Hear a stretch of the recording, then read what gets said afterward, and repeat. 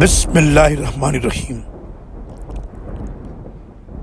کیا ہم تمہیں بتلائیں کہ اعمال کے لحاظ سے زیادہ نقصان والے کون ہیں؟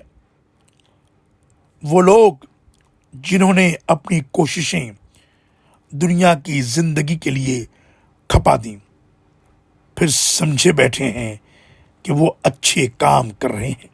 یہی لوگ ہیں جنہوں نے اپنے رب کی آیات اور اس کی ملاقات کا انکار کیا، لہذا ان کے اعمال برباد ہو جائیں گے، اور قیامت کے دن ہم ان کے لیے میزان ہی نہیں رکھیں گے۔